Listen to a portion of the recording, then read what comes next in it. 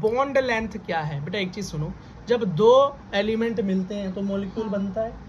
तो बेटा अगर देखें इनके सेंटर और इस दूसरे वाले के सेंटर के बीच में जो लाइन खींची है ना, इसी को हम बोलते हैं बॉन्ड लेंथ। क्या बोलते हैं? Bond length. अगर इसकी हम डेफिनेशन पढ़े तो इक्विलिब्रियम डिस्टेंस का मतलब क्या है भैया? वो डिस्टेंस जो बराबर हो, क्या हो?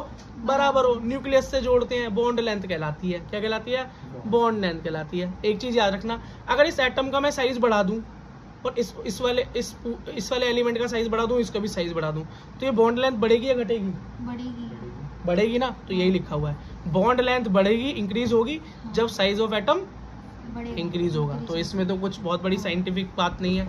अगली चीज देखो बेटा, बॉन्ड लेंथ घटती चली जाती है जैसे जैसे बॉन्ड की मल्टीप्लिसिटी बढ़ती है। इसका मतलब, ये मल्टीप्लिसिटी का मतलब क्या है? अगर सिंगल एक बॉन्ड है, मल्टीपल नहीं है, नॉर्मल बॉन्ड है, सिंगल बॉन्ड, ये सबसे लंबा होगा। क्या होगा? सबसे लंबी लेंथ किस बॉन्ड की होती है? सिंगल बॉन्ड की। समझ लो इस बात को। और इससे छोटा कौन होगा? Double bond. और इससे भी छोटा कौन होगा? Triple bond. तो सीधी सी बात है, जितना बड़ा बॉन्ड मतलब जितना मल्टीपल बॉन्ड होगा उतनी एटॉमिक रेडियस क्या होगी? छोटी होगी। क्या होगी? छोटी होगी। और एक बात याद रखना बेटा, जितना कम गैप होगा इन दोनों के बीच में, जितनी छोटी ये रेडियस होगी, उतना ही मजबूत वो बॉन्ड होगा, उतना ही। तो सिंगल बॉन्ड से ज्यादा डबल, और डबल से ज्यादा ट्रिपल बॉन्ड क्या होता है? मजबूत होता है। इतनी बात समझ में आ गई बेटा? चलो बेटा, समझ में आ गई तो वेरी गुड।